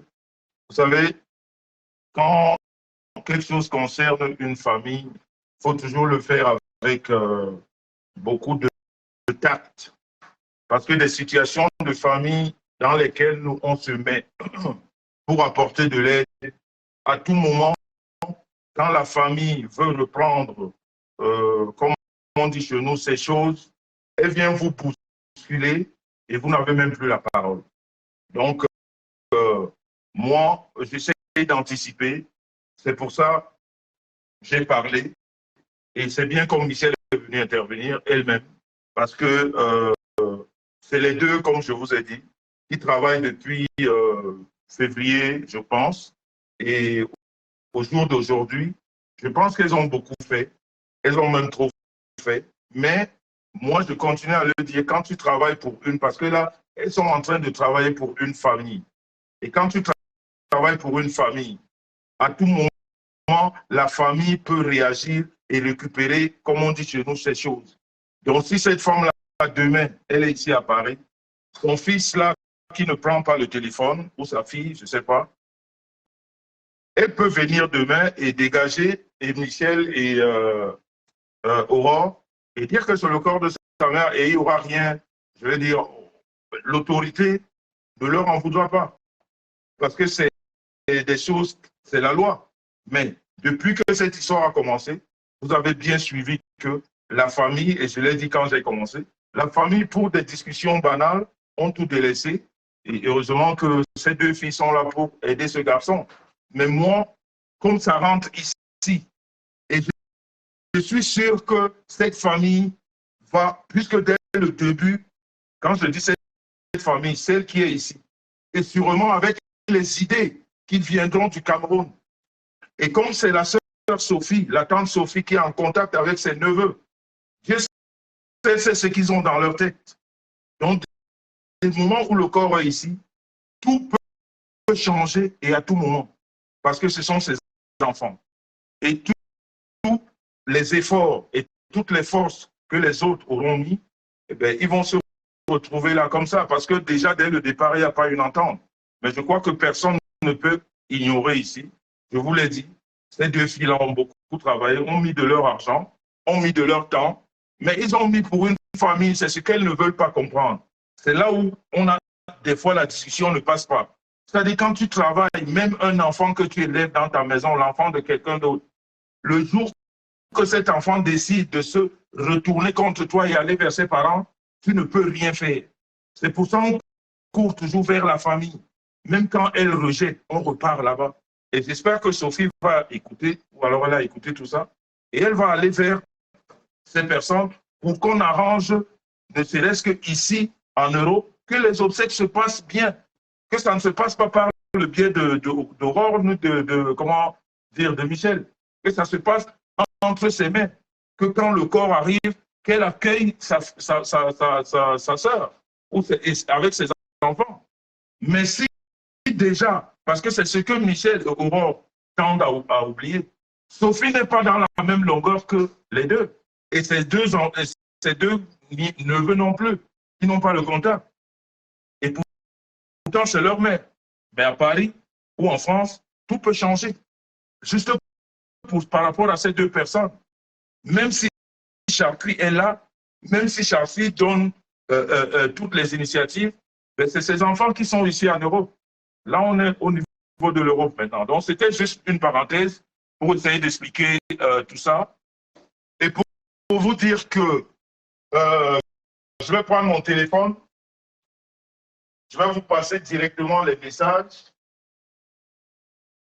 On reste dans la transparence. Je vais vous passer les messages qui sont sur mon téléphone. Parce que ce soir, on a rendez-vous avec Papy de Longchamp. On a rendez-vous avec Papy de Longchamp.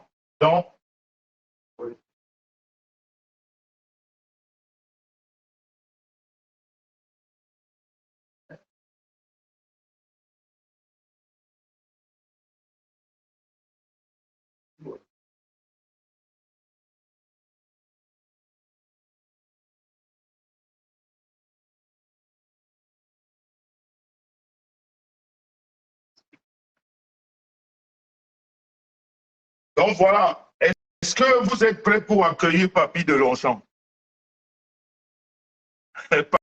Pascal a mort. A mort dit quoi? Concernant Papy de Longchamp, je vous dis en toute sincérité, je n'ai jamais eu autant de messages, autant d'appels pour un invité programmé comme j'ai eu toute cette semaine par rapport à Papy de Longchamp. On ne m'a jamais autant écrit.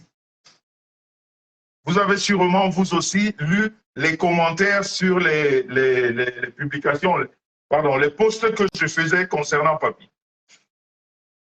Donc, c'est un rendez-vous qui est très attendu. C'est un rendez-vous qui est même plus attendu par l'invité que par vous. Je ne sais pas exactement quel est le lien de Papy, ça je vous le dis en toute franchise, le lien de Papy avec les frères, si je puis dire comme ça, et sœurs sur la toile, surtout dans le monde des Waka. Il faut dire les choses comme elles sont. Je ne sais quel lien est tellement fort que je n'ai jamais eu autant de menaces, autant de messages pour un invité. Je ne sais pas si c'est ces personnes qui ont peur que Papi dise des choses. Mais ce qui est sûr, c'est que tout au long de la semaine, Papi me connaissant, m'a envoyé certaines vidéos et certains échanges. Parce que moi, je lui ai dit, si tu viens sur mon mur, ce n'est pas pour insulter, ce n'est pas pour raconter, je vais dire, des histoires qui n'existent pas. C'est toi qui as décidé de parler. On ne t'a jamais demandé de parler. C'est toi qui es venu, comme on dit souvent chez nous, avec tes pieds, dire que je veux parler. Et moi-même, je ne sais même pas de quoi tu veux parler. J'aurais voulu qu'on découvre tout ça en direct. Donc, tout au long de la semaine, on a parlé. Et Papi même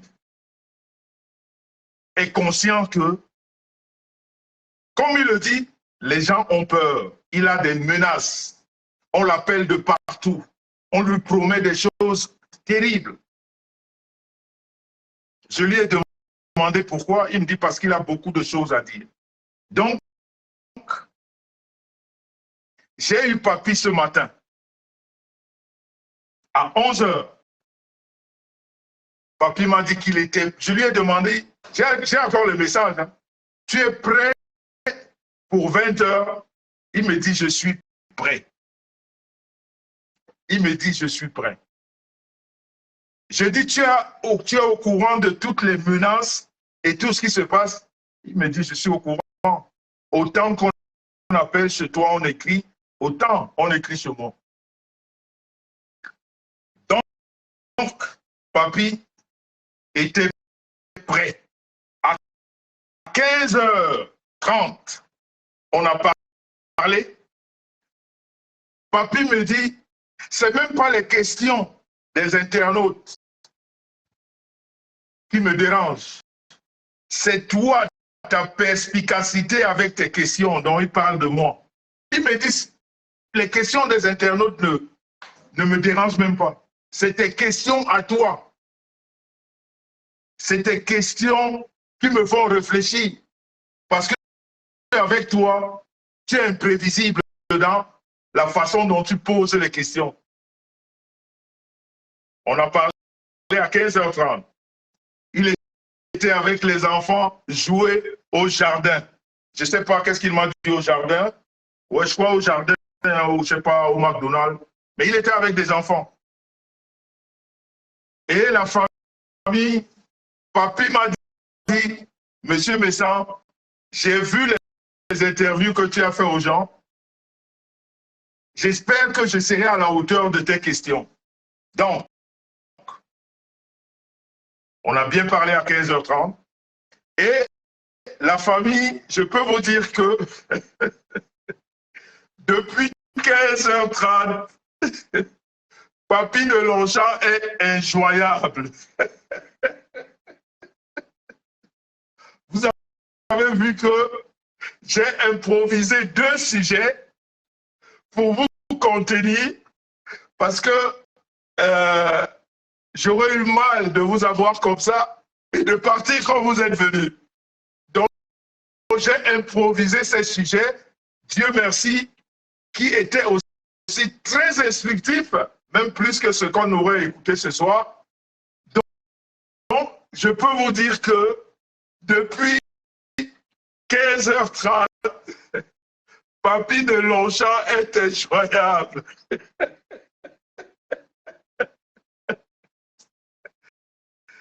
Papi de Longchamp, je lui envoie des messages. Je demande que mon frère, ta position, tu es où? C'est comment? L'émission, c'est bientôt. Papi de Longchamp ne me répond pas. Alors, je ne sais pas. Comme moi, je ne prends pas vite les décisions. Je laisse toujours le temps. Je ne sais pas si c'est la peur de mes questions. Je ne sais pas s'il a été tellement harcelé par les concernés. Mais moi, il m'a déjà envoyé certains messages qui sont très bien gardés et des vidéos qui sont bien gardées. Donc, je ne sais pas ce qu'il va faire de ce qu'il m'a envoyé. Parce que ça concerne ces personnes que je connais sur la toile. maintenant, est-ce que c'est la pression de ces gens? Je n'en sais rien. Est-ce que c'est la peur de mes questions? Je ne sais pas. Est-ce qu'il lui est arrivé quelque chose entre-temps? Je ne sais pas non plus. Donc j'attends. Mais ce qui est sûr, c'est que vous savez très bien sur WhatsApp, quand vous envoyez un message, vous savez que la personne, elle a lu le message. Ce qui est sûr, c'est que Papi a lu tous mes messages, mais il ne m'a pas répondu. Je ne sais pas pourquoi. Parce que vous savez, il y a un nouveau système sur WhatsApp. Quand vous envoyez un message, ça affiche les deux V. Ça les laisse comme si ce n'était pas lu. Mais quand vous rentrez dans le système, vous savez que les messages sont lus. Donc, c'est ce que je vis avec Papi depuis 16 heures. Papi voit mes appels, Papi lit mes messages, mais Papi ne me répond pas. Alors, je ne sais pas quoi penser. J'espère qu'il me donnera une raison.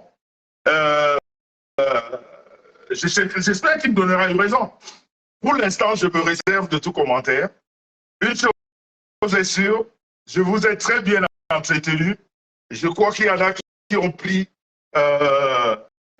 qui ont appris ce soir des deux histoires, surtout parlant des parents que j'ai évoqués ce soir.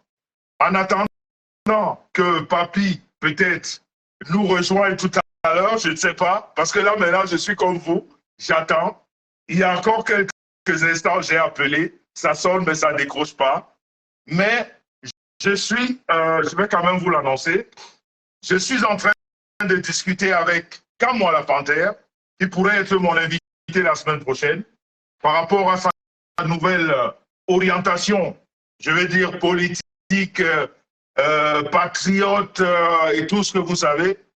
On va sûrement parler de sa précédente vie avec la base et tout ce qu'il vit aujourd'hui. Donc, on est en train de parler. J'espère que la semaine prochaine, il sera celui-là qui va bien passer ici pour parler. J'espère bien qu'on aura le temps de définir tout ça en semaine. Je suis aussi en pourparler avec Niat Barano, avec lequel je suis aussi en pleine discussion pour voir sur quel sujet on pourrait en débattre, parce que vous savez quand même que c'est des artisans de ce qu'on appelle, on appelle la basse dans la diaspora qui ont fait bouger les choses. Donc on a besoin de savoir ce qu'ils en pensent et c'est quoi leur vie d'aujourd'hui. Donc la famille, je vais aussi vous rappeler que du 28 avril au 30, le Ndap Bikoko prend en otage la ville de Genève. Grande assemblée générale à l'Arena de Genève. Tout le week-end, tout un week-end du 28 au 30. Je peux même dire au 1er, parce que le 1er mai, c'est férié, et c'est le 1er mai que nous allons nous séparer. Donc, tous ceux qui savent, tous ceux qui sont Bassa, Batimpo, le grand rendez-vous cette année, c'est du côté de Genève, c'est du côté de l'Arena. Nous allons nous réunir et nous allons parler Bassa, Batimpo, nous allons rehausser notre culture, nous allons présenter au monde que le Bassa Batimpo vit. Nous allons partager les mêmes scènes que les Maîtres Gims, les mêmes scènes que Alpha Blondy, les mêmes scènes que les Kofi Olomide, Fally Ipupa. La grande scène, nous attendons 2500 personnes à l'Arena de Genève. Du jamais vu dans l'histoire de la culture camerounaise. Et tout ceci par l'idée d'un seul homme. Parce que quand on parle de Ndap Bikoko, posez-vous toujours la question, est-ce que c'est le Ndap Bikoko du jeune Ngom, du jeune Kingé Ngom? Le jeune Ngom, c'est notre Kingé. C'est lui qui a eu cette idée de rassembler les Bassas. Ça viendra de partout, des États-Unis, de l'Asie, de Londres, de la France, de l'Allemagne. Nous allons envahir Genève pendant 3 jours. Et pas n'importe où, à l'Arena de Genève, la meilleure, la plus grande salle de spectacle dans la ville de Genève et la plus coûteuse. Il faut dire les choses comme elles sont. Elle n'est pas grande pour rien, elle est prestigieuse et elle est coûteuse. Et c'est une belle salle et c'est la salle qui accueille les vraies vedettes. Je dis bien vraies vedettes, les grandes vedettes. Elles passent par là. Voilà. Donc, avant de clore ce direct, s'il y a quelqu'un qui a un avis sur la non-présence ou quelqu'un qui sait plus ou moins pourquoi Papy n'est pas là ce soir, peut demander à rentrer dans le direct, peut envoyer son invitation et on va en débattre. Mais sinon, on va se dire tout simplement à la semaine prochaine. Papy nous a fait ça tout à fait béni. C'est l'Arena de Genève, oui. Oui, la grande salle. Je vais dire la même semaine, avant nous, il y a Stromae qui va passer. Avant nous, il y a... c'est quoi l'artiste anglais là? Il y a un artiste... Il n'y a que des grands artistes qui passent là-bas. Et puis, je ne sais même pas, je crois que j'ai dit une connerie. Hein. Je crois que Koffi Olomide ni Fally ne sont pas encore passés là-bas.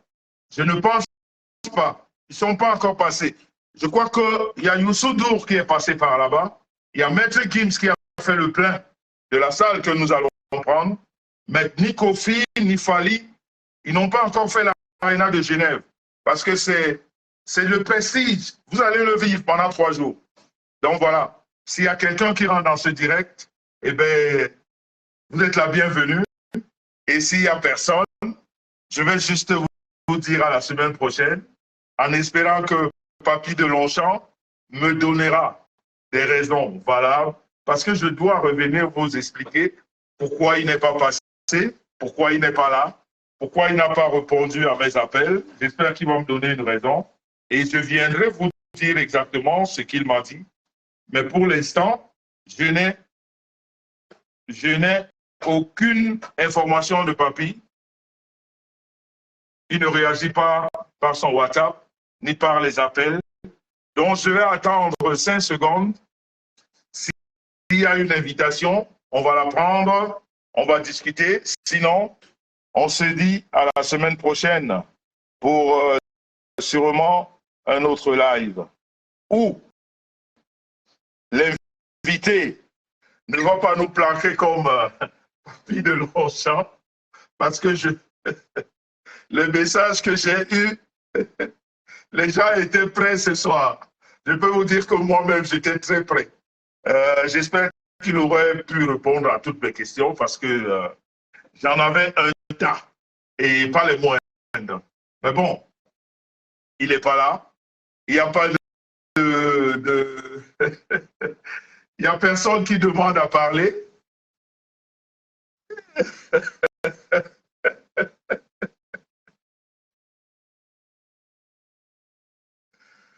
Ah ben oui, j'aime ça. J'aime mes sangs. J'aime mes sangs. L'un des justiciers les plus féroces. Donc voilà la famille. Ça me fait de la peine de vous laisser comme ça. Vous êtes quand même 500, 700 personnes. Eh bien, je pense aussi Nadège Michaud. De toute façon, il me l'a dit. Hein. Il m'a dit que mes questions là, en fait, il se posait des questions à la façon dont moi, je vais lui poser des questions. Et il a remarqué que quand il me parlait de ça, je rigolais tout simplement. Et il me l'a dit que tu rigoles quand je te dis ça. Ça veut dire que tes questions vont être... voilà, donc, bref, il n'est pas là. Mais je crois qu'on s'est bien amusé. Et j'espère qu'on a parlé des choses aussi sérieuses que le sujet de Papy. Qu'est-ce que je vais faire? Il n'y a personne qui demande à rentrer. Vous êtes quand même 700. Ben, ça va me permettre de faire autre chose. Hein. Il est 22h15. Donc, je vais vous souhaiter à tous un bon week-end. Et puis, la technique m'annonce qu'il y a une nouvelle page qui est ouverte. Eh bien, on aurait pu épingler ça ici, comme ça les gens auraient su, mais bon. On appelle la page quoi? Les anges de Dieu, quelque chose comme ça. Donc, voilà.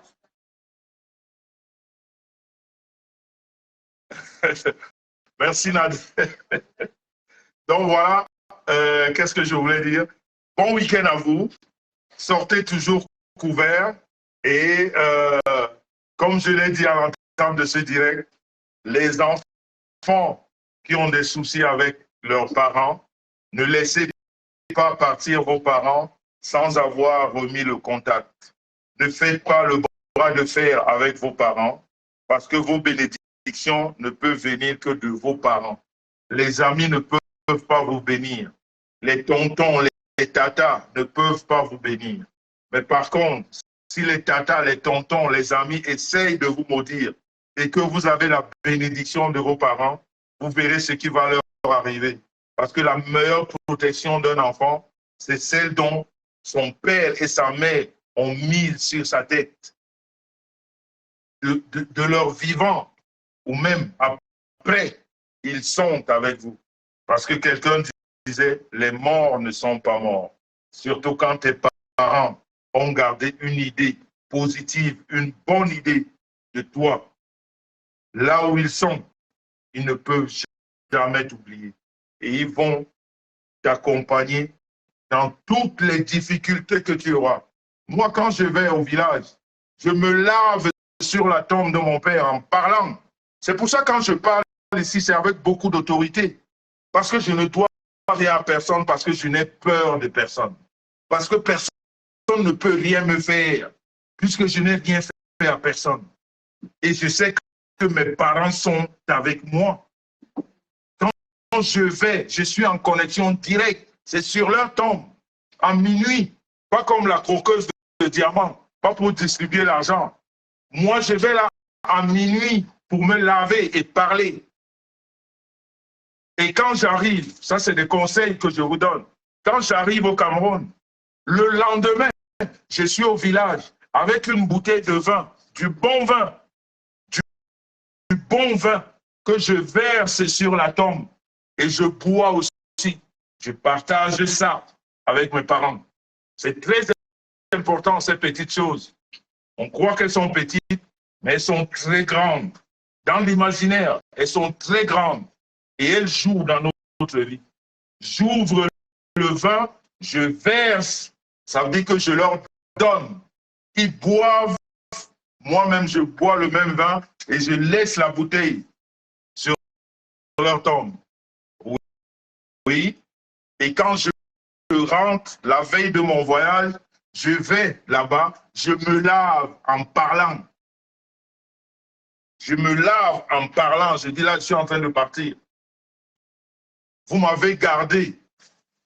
Depuis mon premier jour, je suis parti de chez vous. Vous m'avez béni. Je pars, je reviens. Vous me donnez les bénédictions. Et même maintenant, là où vous êtes, j'en ai besoin. Tu pars. Et quand tu parles à tes parents, ils sont là. Quand tu t'es séparé de tes parents en bonnes conditions, vous êtes en situation difficile, tu appelles tes parents parce qu'ils savent quelle mission ils vous ont laissée dans la famille. Ils savent la mission qu'ils vous ont donnée. Donc, ils ne peuvent pas vous laisser dans la mer. Ils vont sortir. Même si c'est vos frères ou sœurs qui vous cherchent, vos parents vont se mettre au milieu et les choses vont se résoudre. Les gens ne comprendront pas pourquoi. Il y a une force. Moi, je crois à l'existence de mes parents. Ils sont là. Parce que quand je leur parle, je sens qu'ils sont là. Donc, vous qui avez des problèmes avec vos parents, ne laissez pas ça comme ça. Essayez de résoudre ça. Remettez-vous en question.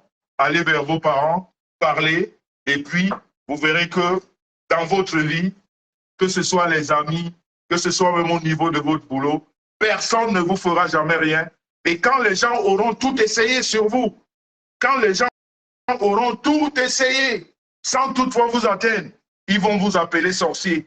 Quand tu entends quelqu'un appeler un autre sorcier, Ça veut dire qu'il a essayé. Ça n'a pas donné. Il a senti que non, mais celui-là, c'est un vrai sorcier. Oui.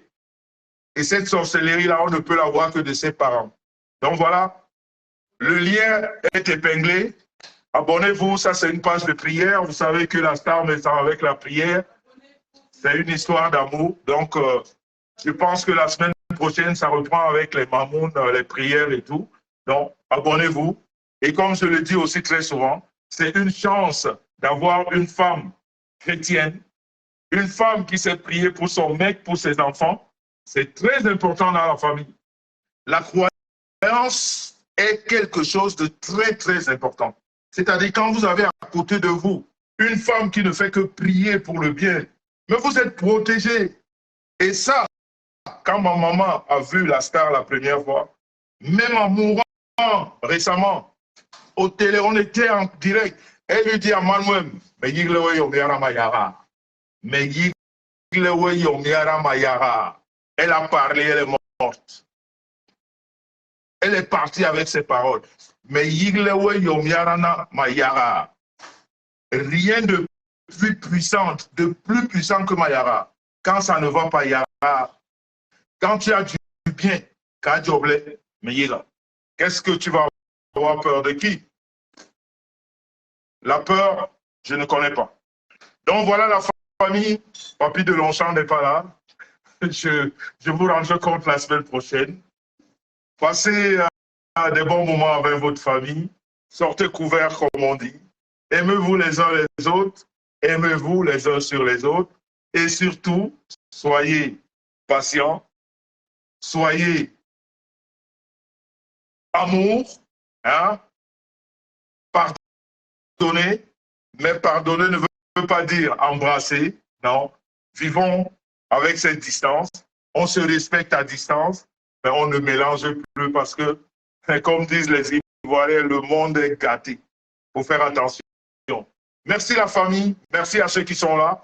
J'ai de la peine à fermer, vous êtes 550, mais bon, écoutez, allez peut-être dans un autre Japap, je ne sais pas où, c'est sûr qu'il y a des Japap, c'est le samedi soir. Donc, one peace, one love la famille, portez-vous bien, que Dieu nous bénisse tous, qu'il nous protège et qu'il donne la force à chacun d'aller au bout de ses envies, je veux dire, de ses désirs, et voilà. One peace, one love. Bye bye. Ciao, ciao. Ah oui, oh là. Oh là là, bon, je vais vous faire, je voulais couper la technique, parce que j'ai mon oreillette là. La technique va rappeler un sujet qui est aussi important, mais bon, c'est juste pour donner un avis comme tous les autres. Je veux parler du footballeur Hakimi que vous avez vu. Vous voyez, quand je parle des parents, vous avez vu ce que Hakimi a fait. Certains peuvent l'accuser, mais avec du recul, avec tout ce qu'on a vécu, avec tout ce qu'on voit par rapport à nos footballeurs, déjà le courage qu'il a eu d'épouser une femme plus âgée, 12 ans de plus que lui, pour une star de football, musulman de son état, et avoir une femme comme celle-là qui avait ce qu'on appelle une sorte de dépravation morale, parce que à ne voir que son accoutrement, ça n'allait pas du tout avec le style musulman. Mais il a épousé, et vous voyez la force et l'amour de la maman, ce que ça a donné après. Je ne sais pas si c'est bien, mais quand on fait le rapport avec les autres footballeurs africains, je veux dire, il n'a pas fait le mauvais choix. Est-ce que moi, je le ferai, je veux dire, avec ma femme? Ça veut dire que mettre tout au nom, je suis sûr qu'il a fait parce qu'il savait très bien que la personne qui était à côté de lui n'était pas la bonne femme. Peut-être qu'il a épousé pour un certain tremplin. Tu sais, des fois, on fait des mariages parce qu'on calcule autre chose. Et puis voilà, quoi. Donc, je l'ai dit ici une fois, le mariage, quand c'est des panthères, c'est beaucoup de calculs. C'est-à-dire, chacun dort là avec les calculs dans la tête et ça donne ce que ça a donné. Je ne sais pas si c'est bien, mais de toute façon, il a fait. Il y en a qui apprécient, il y en a qui n'apprécient pas. Mais bon, c'est aussi la vie. Hein. On ne peut jamais être tous d'accord sur les mêmes sujets. Merci bien la famille. Maintenant, je vais partir. Abonnez-vous à la nouvelle page. Bon week-end, bonne soirée, sortez couverts. One peace, one love. On est ensemble. Bye bye.